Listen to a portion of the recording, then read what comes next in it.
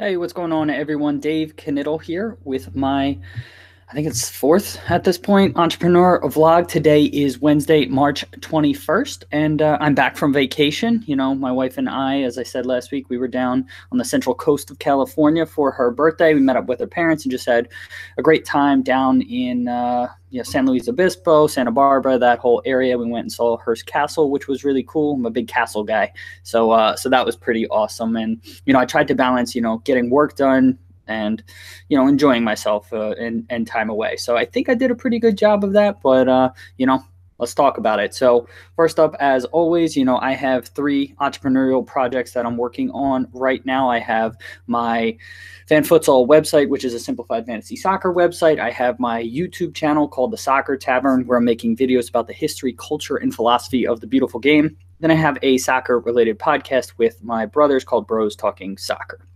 So if you guys have any questions or anything you want me to address here, definitely let me know in the comment section. If you're here during the live chat, you want to send me an email, dave@fanfutsal, or you can tweet at me at dknits11 or at the Fan Futsal Twitter, which is at fan_futsal, and I'll address them. But I'll just recap my week that we had. So starting with Fan Futsal, so the fantasy soccer website, we picked up a couple new users over the past week, but not a ton. It's kind of a slow trickle. We're not doing any marketing, so all of these are just sort of organic. That was the word I was looking for. Organic users that we ended up picking up. So it's always good to pick up a couple new users, but as our struggle is always about retention. So hopefully we can keep them going.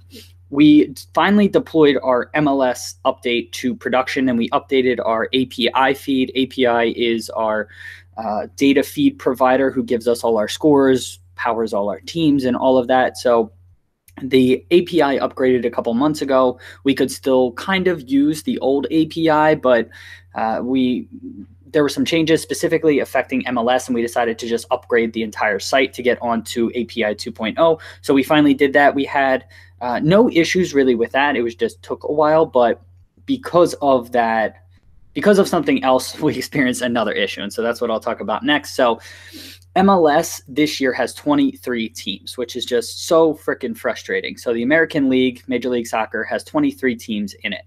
All other leagues around the world more or less have an even number of teams, so that you don't have one team that has to be off every week. So with MLS being off every week, what's happening is our data API provider categorizes a weekend of games as a match week. That's how it works all over the world. And so what's happening is some MLS teams are in match week 2 right now, and some MLS teams are in match week 3. And so the way we built our site to function, especially for our multi-week tournaments, it was all based off of match weeks. And so what's going on is our tournament is getting all kinds of confused and ending early and calculating scores incorrectly. And so we need to figure out a workaround for that. And so my team is trying to figure that out this week. We're going to retroactively manually adjust things if necessary, to tide us over until next week. Luckily, it is an international break in the soccer world, so there's no tournaments or anything happening this weekend. So we bought ourselves a little bit of time.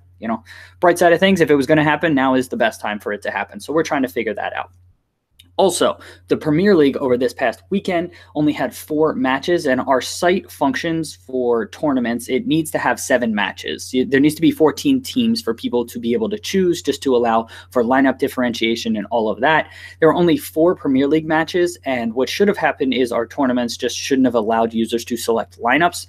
It still allowed users to select lineups, but then we locked them down. And so it's all kinds of confusing in the tournaments right now. Specifically in the Premier League, what happened is everybody got 0 points, but the tournament still kind of ran and moved to the next week. So if people were in the group stage, they got a draw. If people were in the knockout rounds, it did some calculations and advanced one user, knocked another one out. So again, we need to figure out a solution for that. We're going to go back. We're going to manually adjust it, make sure everything is correct on that front, but we need to figure out a solution moving forward. So the team's also going to be working on that. Lastly, I can't remember if I shared with you guys, but I want to create a fan futsal type of game for the World Cup. Now, the World Cup is only about 85 days away, and just given some of the challenges that I've experienced with fan futsal, none of it's related to my current development team, who I really, really like. A lot of it's more related to how the site was originally built and all of that. It's just been experiencing issues. And so with less than 3 months and not a ton of time to test things out and vet it out, I don't know if I'm going to be able to actually create a World Cup game. I'm hopeful that it will be able to. So my development team is working on a project. They're putting together a proposal, and I hope I'm able to do this, because I think the normal sort of knockout round tournament, so bracket style World Cup games, I don't think are a ton of fun. And I think the fantasy soccer games for the World Cup fall into the same traps that normal fantasy soccer games fall into. So if we were able to create a fan futsal game tailored to the World Cup, I think it could be pretty interesting and effective. And so I'm hopeful we're able to do that, but I have some slight reservations there. So I'll keep you guys updated on that front. Now, switching gears over to the Soccer Tavern YouTube channel, we released our Liverpool and Man City videos this past week. The Liverpool one is the one I did with my brother, who was visiting last weekend, or 2 weekends ago. But we recorded 3 weekends ago. Everything's kind of running together. So my brother Christian, so we were in that. I thought it was really good. And it was nice to just be able to have someone else there, and you can kind of bounce ideas off of and sort of play off each other. And it's not just me rambling on like I'm doing right now. So I wish we could do more of that, but the reality is I'm on the West Coast. He's on the East Coast, and so we're probably not going to be able to do much on that front while that is the case. But I thought it was really good. Man City had been the lowest watched video on the first day, so I released the video on Monday. Yes, I released the video on Monday because Man U comes out tomorrow. Released my Man City video on Monday, and I did the normal things that I usually do. So I posted on all the different social media platforms, and then I tweet at about 5 to 10 specific blogs for Man City around the world, and I do this for all clubs. So for each club, I tweeted out maybe 5 to 10 blogs, and most of the time I'll get at least 1 or 2 retweets or some sort of feedback. For whatever reason, I think I tweeted at maybe 10 to 15 Man City blogs, and not one of them retweeted it. So on Monday, I was feeling kind of down. There was only about 10 to 12 views on the video, so that was not great. But then another thing I've been doing is I've been reaching out to supporters clubs all around the world, but focusing on the United States, Canada, Australia, and New Zealand, so English-speaking countries, but not in England. And I was able to get a ton of views. So I sent messages yesterday. Yeah, because today's Wednesday. So I sent messages yesterday to all these different supporters groups, and within a day, we got about 90 views on the video. So at this point, we're at like 105 views. So just in the space of a day, we picked up a ton of views and got a lot of feedback on that. So that was pretty awesome. The last thing with the Man City video that was kind of frustrating that I experienced is a lot of Man City fans were tweeting at me or sending comments on the video that this one specific spot in the video where I said that the diagonal stripes on Man City's crest come from the Grelly family coat of arms. That is, and a lot of people were saying the diagonal stripes, there's 3 diagonal stripes which represent the 3 rivers in Manchester. I was, just going along with it. And then finally, after about 5 to 10 people, I looked up my research, because I do my research and I take a lot of pride in trying to find the most accurate information, and I don't want to share any incorrect information. And so through my research, I was able to identify the Grelly family coat of arms had the 3 diagonal stripes to represent the river. And so that eventually became the coat of arms for Manchester, and Manchester City took that from the coat of arms, which came from the Grelly family coat of arms, which came from the 3 rivers. And so technically I was right, but these other people were I don't know, more descriptive, and so I was struggling with how to convey that without coming off as, I don't know, condescending or and also not hurting my credibility. So that was something I struggled with a bit yesterday. Eventually, I think I got to a place where I'm just at peace with it, and I left a comment underneath the video. So hopefully people see that and can kind of process why I did it the way that I did. Lastly, I am trying to finish all my Premier League videos, at least recording them. So yesterday I recorded 3 videos. Today I'm recording 3 more. And then tomorrow I'll record my last 2. And so, they're coming out 2 every week. But really, really what I'm trying to do is get out in front of these videos, at least as far as recording, so I can start preparing for national team videos I want to do for the World Cup. So it's maybe a bit ambitious, but I want to do 32 World Cup videos for national teams, kind of like I'm doing for the Premier League, but a slimmed down version of them. So maybe 5 minutes or so, just give background on all the countries in the World Cup. And I want to release them before the World Cup starts. Again, the World Cup starts in 85 days.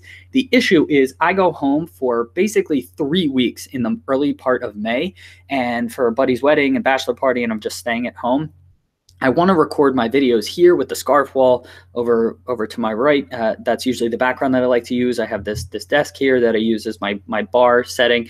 And so I really want to get out ahead of those and shoot them here. So I need to get a move on because, my plan is to record at least 8 videos before I go home, hopefully 12, and pie in the sky at least, pie in the sky 16 videos before I go. So that way when I come back, I can record the last 16 and work on editing and all that. But it's going to definitely be a whirlwind these next few months because I really want to do that because I think that there's a lot of benefit that could be had by releasing World Cup history videos for teams. Lastly, Bros Talking Soccer podcast. I also do that. I thought we had another good episode this week. We mixed a lot of funny, sort of silly stuff along with, just having good content, and we're knowledgeable. And, I think that we do a good job of balancing those things. Yeah, we're not incredibly hilarious and silly with our jokes. And so I don't know if that hurts our entertainment factor, but I think we do a pretty good job of being knowledgeable, but also making it interesting and being, mixing in the silly because we're 3 brothers and, we have, a little bit of rapport because we've known each other for 20 years. So that's been helpful. We're still not seeing the growth on the podcast. I don't know why. And so I'm just going to keep putting out the content and hopefully we eventually see some growth. Again, I think we're doing a good job and that's why it's somewhat frustrating for me. But I'm going to keep mixing it up. I think I may try to start tweeting out or try to start engaging listeners a bit more and trying to get them to suggest topics that they want to hear about and all of that. Because obviously it's better if you can engage the listeners rather than just trying to assume I know what they want to hear. So I think that's going to be a strategy for moving forward. And hopefully we can get, a little bit more growth on that front. Again, our episode listens are back down into the 30 to 50 range per episode, rather than the a couple episodes we've had over 100, and I can't figure out why. So, we'll figure that out. We also released our Soccer Tavern episode earlier today about the AFC Bournemouth. So I've been pulling the audio off of my Soccer Tavern videos and releasing them as podcasts. Again, I think the videos are better, but I think podcasts can, it's a different way for people to consume the content that I personally really like. And so we're doing that today, came out with the AFC Bournemouth. And for the next, 20 Wednesdays, we'll be releasing Premier League. At this point, I'm going to have to figure out how to tailor my content because I have 20 Premier League videos, so that's 20 weeks. And then if I have the World Cup videos, maybe I won't release them as a video. I'm just thinking through this out loud, but you don't need to know that. You're not here for that exactly. So that's it for this episode. If you have any feedback, definitely please let me know. If there's anything I could do better here. If you even like this format, is there anything else you want me to talk about? I'd just love to hear your thoughts. Again, let me know either in the comments section or you can send an email to dave@fanfutsal.com, tweet at me @deaconitz11, or send a tweet to @fan_futsal. So with that, thank you for being here again this week, and hope you all have a great week, and I will talk to you next Wednesday. See you, everyone. Bye.